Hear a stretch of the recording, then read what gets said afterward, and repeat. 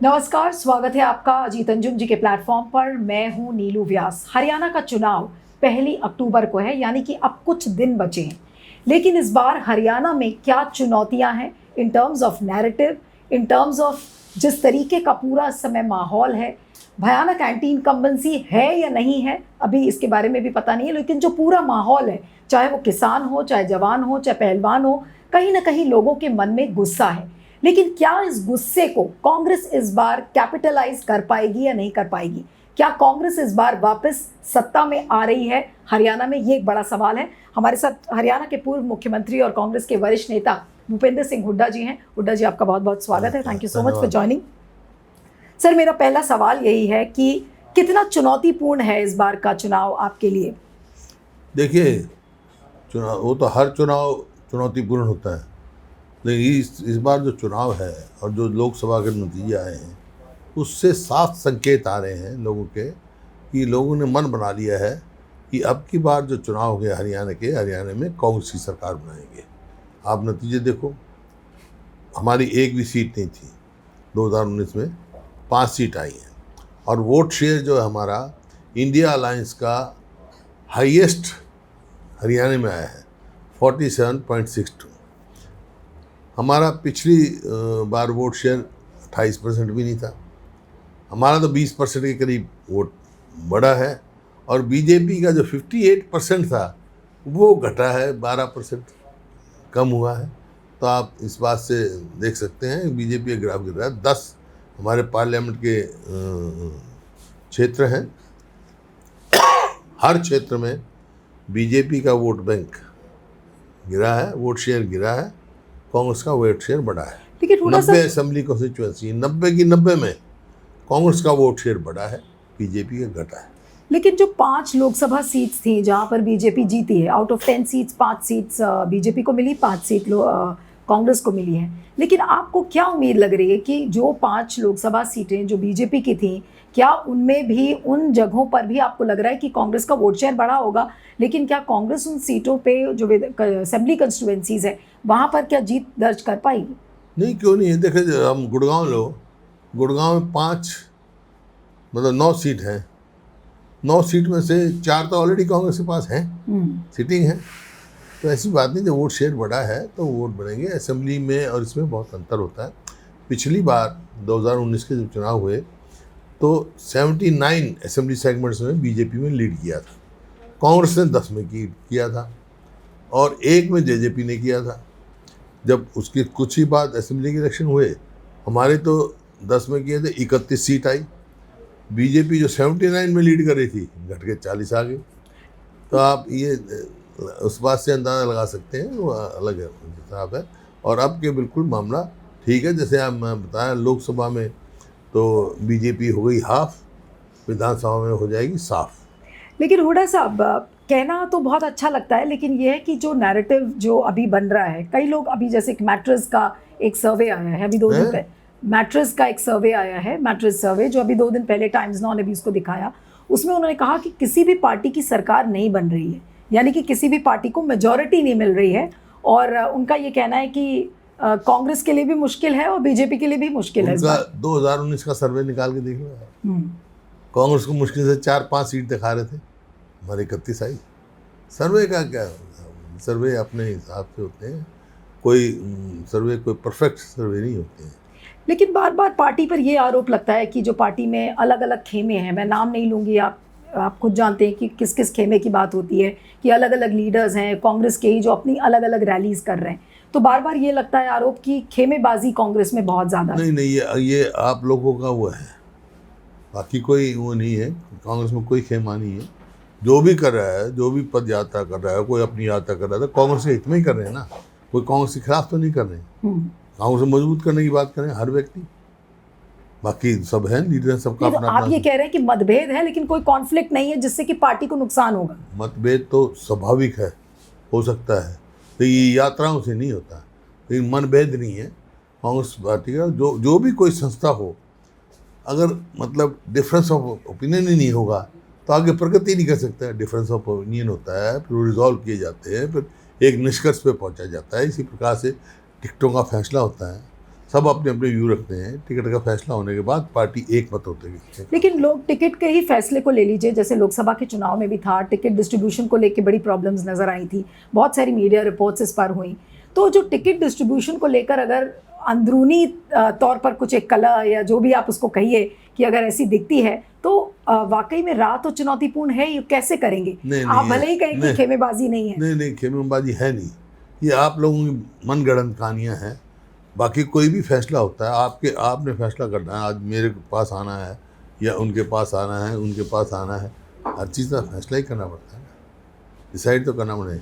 Decision होने के बाद आप इम्प्लीमेंट करते हो, तो यही हर पार्टी का है। खेमेबाजी देखनी है तो बीजेपी में देखो, हरियाणा में अनिल विज आपको कहीं नहीं दिखाई देंगे, इनके काम ही करना छोड़ देते हैं। वीरेंद्र सिंह जी पार्टी छोड़ के आ गए, राव साहब इंद्रजीत जी दिखाई नहीं देते, रामविलास जी का नाम ही नहीं सुना जो पार्टी के प्रधान रहे। तो ये देखने हो जाए। लेकिन जो एक जो मैसेज आम वोटर्स में जाता है कि भाई कांग्रेस में लोग आपस में ही लड़ रहे हैं, ज़्यादा एक इमेज जा रही है कि लोकसभा के चुनाव में भी ये चीज़ हुई। मैं बार बार कह चुका हूँ, कोई कांग्रेस में लड़ाई नहीं है, ये आप लोगों की कहानियाँ, आप लोगों ने बनाए हुए मीडिया के पास, और बस इसी चीज़ को देखते हैं। भाई किसी बात की लड़ाई है कांग्रेस में, किसी बात की लड़ाई नहीं है। इस बार क्या आप अपने आप को सीएम की रेस में देख रहे हैं? हाँ जी, आप इस बार अपने आप को क्या सीएम की रेस में देख रहे हैं? देखिए, मैं जो भी हूँ, पार्टी की एक प्रक्रिया है, चुनाव होगा, एमएलए चुने जाएंगे, यहाँ से ऑब्जर्वर जाएंगे, सारे विधायकों से पूछेंगे और फिर पार्टी हाई कमांड फैसला कर लेती है। उनकी जानकारी है, कोई बड़ी बात नहीं है। जिसके साथ ज़्यादा एमएलए होंगे, जिसको हाई कमांड जाएगी, बन जाएगा। क्या दीपेंद्र को आप इस बार सीएम नहीं देखना चाहते? कई लोग ये भी कह रहे हैं कि आप उनको बढ़ाने के लिए इस बार बहुत ज्यादा कमाएं और मेहनत कर रहे हैं। मेरे को रिटायर करना चाहते हो? नहीं, अब वो तो आपको डिसाइड करना है। भाई I am neither retire not tired, कई बार मैं कह चुका हूँ। बाकी देखें, जो जिसके बाकी बंगाल की बात है, पार्टी नहीं, कई लोग ये कहते हैं कि आप अपने बेटे को बढ़ाने के लिए इस बार बहुत कोशिश कर रहे हैं और हो सकता है कि वो सीएम की कुर्सी पे भी बैठ जाए। आपकी वो है ना। नहीं सर, जो जिस तरीके की रिपोर्ट्स आई है उसके बेसिस पे रिपोर्ट्स क्या, भाई कोई भी मेहनत करता है, सभी का अपने करते हैं। वो कोई आज तो नहीं, आज तो बढ़ाने की बात नहीं हो, तो 4 बार पहले एमपी रह लिया, 5वीं बार एमपी है, 5th टाइम एमपी। कितने हैं 5th टाइम एमपी? तो आप दीपेंद्र को देखना चाहेंगे नहीं बतौर मुख्यमंत्री, अगर मौका मिलेगा? सवाल पूछते हैं। अभी तो मैं पार्टी को सरकार बनाना चाहता हूँ, कांग्रेस पार्टी की सरकार बने। ओके, अच्छा, अब मुद्दों पे आते हैं कि इस बार कौन सा मुद्दा आपको लगता है कि हावी होगा? अभी विनेश फोगाट जब भारत लौटी, उस दिन भी हमने देखा था Deepender Hooda was the first one जिन्होंने उनको रिसीव किया, बाकायदा पूरा रोड शो निकला। कौन सा मुद्दा इस बार? क्या आपने एक नारा भी दिया था, मेरे ख्याल से चंडीगढ़ में आपने एक प्रेस कॉन्फ्रेंस की थी जिसमें आपने किसान, जवान और पहलवान की बात की थी। क्या मुद्दा है इस बार? तो हरियाणा की संस्कृति है, हरियाणा तो जय जवान, जय किसान, जय पहलवान हमारे संस्कृति है। हमारे भाई किसान हैं हमारे। हरियाणा और पंजाब 2 ही प्रदेश हैं जो पूरे देश का पेट पाल रहे हैं, सरप्लस अनाज पैदा करते हैं। 100% श्योर है कि ये जो तीनों तबका है समाज का, किसान, पहलवान और जवान, वो आपके साथ? बिरादरी तबके तो ठीक बात है, लेकिन 36 बिरादरी जो है वो कांग्रेस का समर्थन करें। कांग्रेस की नीति है, आपको पता है, ना जात पे ना पात पे मोहर लगेगी हाथ पे। तो ये बना चुकी 36 बिरादरी, क्योंकि ये सरकार जो है 10 साल के करीब हो गए इनको, ये विफल साबित हुई है। कोई आगे जो प्रदेश 2014 में प्रति व्यक्ति आय में, प्रति व्यक्ति निवेश में, कानून व्यवस्था में, नौकरी देने में, खेल और खिलाड़ियों में पूरे देश में नंबर 1 था 2014 में जब हमने सरकार छोड़ी।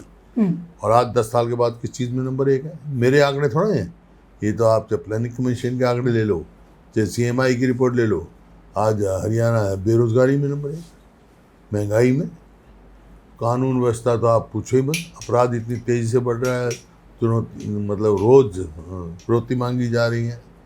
खेल और खिलाड़ियों की बात देख लो, जो हमारी पहलवान बेटियां जिन्होंने दुनिया में नाम रोशन किया हमारा, उनको जंतर मंतर में किस प्रकार से घसीटा गया और आज तक उनको न्याय नहीं मिला।